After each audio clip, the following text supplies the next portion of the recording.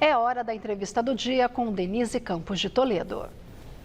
E eu converso agora com o João Dória, ex-governador de São Paulo, fundador do LIDE. João Dória, obrigada pela presença. Boa noite. Obrigado. Boa noite, Denise. Prazer é meu estar aqui com você. Bom, vamos falar desse clima político todo. Você se afastou da política, mas nos eventos do LIDE tem muito contato com o mundo empresarial do país. Em alguns eventos você esvaziou Brasília, levando ministros do STF, representantes do Senado, da Câmara, mesmo governadores. Eu queria saber como é que você está vendo a evolução do cenário político brasileiro, extremamente polarizado, com algumas medidas que têm surpreendido, especialmente nesta semana, a tentativa de blindagem. Na verdade, a gente vê um acirramento dessa polarização, não é? Denise, vejo com tristeza, porque o Brasil podia estar pacificado e sem essa polarização. Ao contrário, só piorou a polarização. O Brasil segue dividido, como estava 3 anos atrás na eleição. Continua dividindo. Isso é muito ruim. Isso afeta não só a economia, como afeta a imagem do país, o próprio comportamento das pessoas. As pessoas ficam se odiando umas às outras. Você é Lula, você é Bolsonaro. O Brasil podia estar pacificado. Eu acho que, infelizmente, o presidente Lula perdeu a oportunidade de ter sido o presidente pacificador do Brasil. Ele acabou adotando a recomendação do confronto, da briga, de dizer que quem não o apoiou era contra ele, quem não estava ao lado dele era contra ele. Poderia ter sido diferente. Ainda há chance, talvez, quem sabe, inspirado por alguma figura bíblica ou na figura de Nelson Mandela, ele possa entender que o Brasil precisa ser pacificado. E do outro lado também, as forças... Desculpa interromper, mas você acha que haveria condições, com o julgamento da trama golpista em andamento, com esse embate que a gente vê em várias ocasiões entre o STF e o Congresso, a atuação da oposição no Congresso, você acha que haveria condição de uma pacificação de fato? Sempre há, Denise, sempre há. O tempo para a compreensão e para o perdão não passa. Se houver bom senso, se houver juízo, baixa temperatura, aqueles que estão no poder, principalmente, podem dar essa demonstração. E aí a demonstração vem do Poder Executivo, vem do Poder Legislativo e do Poder Judiciário. É possível. Acirrar mais do que já está só vai piorar ainda mais. E o confronto não leva a nenhuma vitória. Todos são derrotados. Onde há disputa, onde há confronto, todos perdem. Até quem ganha, perde também. Agora, a gente vê essa polarização também nas relações internacionais. A posição de Trump, aí tem uma polarização interna no país também.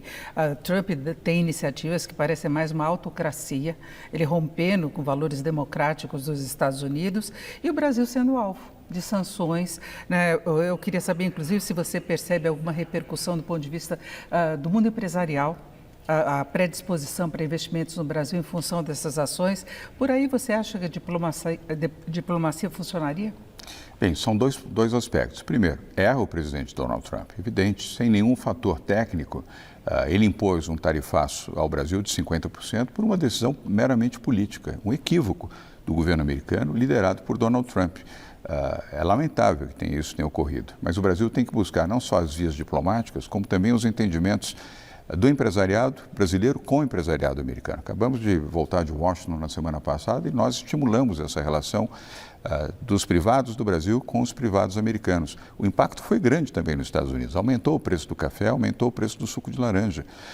Como pode ter um aumento também do setor mobiliário, como o setor calçadista. Os Estados Unidos eram grandes compradores de calçados brasileiros, sem contar outros setores. O próprio café, repito, houve um aumento expressivo. Entendimento sempre, brigar jamais. Eu sei que é duro quando você sofre uma injustiça, você ter a bandeira da paz e a bandeira do entendimento, mas esse é o único caminho que o Brasil pode ter com os Estados Unidos. E o outro caminho, Denise, é o Brasil buscar novos mercados.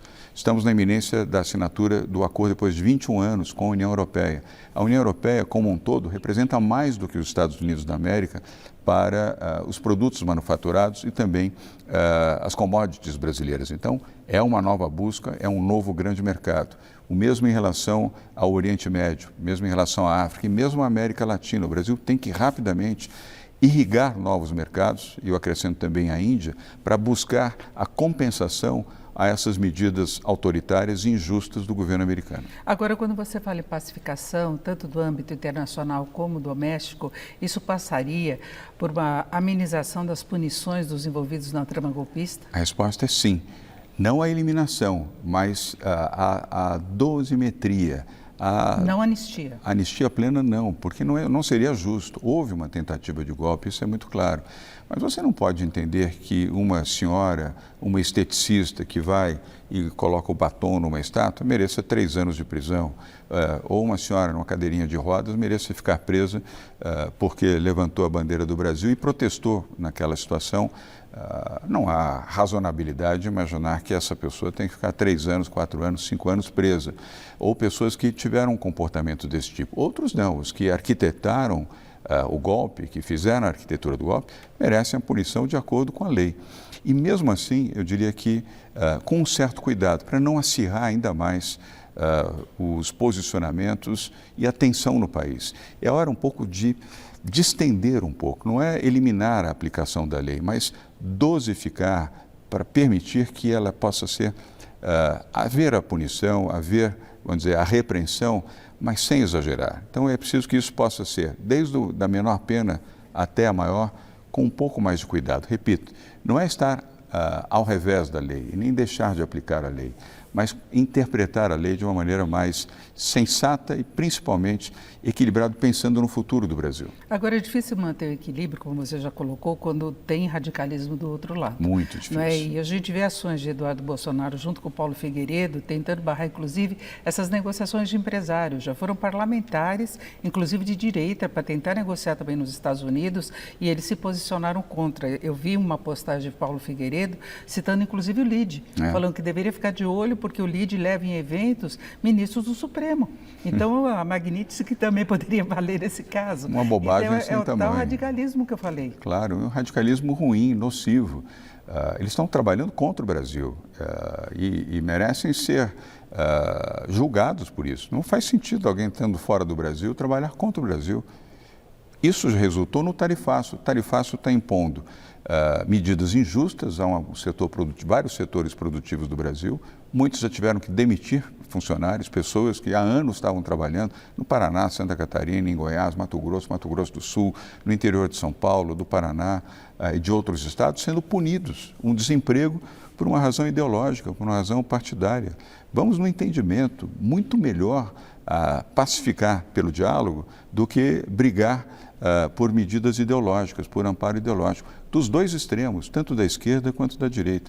Como eu rezo para que Deus ilumine o Brasil e possa permitir que num futuro próximo possamos ter alguém com bom senso e com juízo, que respeite a democracia, que aceite o diálogo com a direita e com a esquerda, mas fique longe dos radicalismos. Agora, da forma como estamos caminhando, você vê essa possibilidade de pacificação nas próximas eleições? Qual o cenário que você está prevendo? Porque a tendência é de polarização ainda. Bom, eu espero, eu desejo, pelo menos esperança nós temos que manter, porque se nós já de antemão imaginarmos que as eleições no ano que vem já serão na polarização da extrema-direita com a extrema-esquerda, estamos perdidos, porque qualquer das opções, ela não fará bem ao Brasil.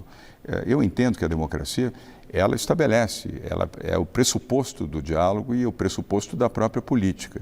Você pode ser de direita, de centro ou de esquerda, mas tem que estar longe dos extremos, porque os extremos acabam se igualando, Denise, no autoritarismo, no populismo, nas decisões arbitrárias e até no mau comportamento, vamos dizer assim, na utilização equivocada de recursos públicos. Enquanto as pessoas mais de centro, com respeito aos que pensam mais à direita, aos que pensam mais à esquerda, têm mais chances de aglutinar o Brasil. Eu espero que o futuro presidente do Brasil, eu quero deixar claro que estou completamente fora da política e não volto para a política. Então, não estou fazendo isso em defesa própria, mas sim em defesa do país que eu amo, que é o Brasil. Bom senso, equilíbrio, diálogo. Eu espero que esta pessoa, ele ou ela, possa surgir para que os brasileiros tenham uma opção mais equilibrada para votar para a presidência da República no ano que vem. Tem que cuidar da agenda que o Brasil precisa, mas é isso, João. Eu agradeço muito a sua presença. Obrigado, João Dória, Denise, que é fundador do LIDE, o Grupo de Líderes Empresariais, e ex-governador de São Paulo. Denise, boa noite. eu que te agradeço mais uma vez. Muito obrigada. Muito obrigado. Uma boa noite a todos.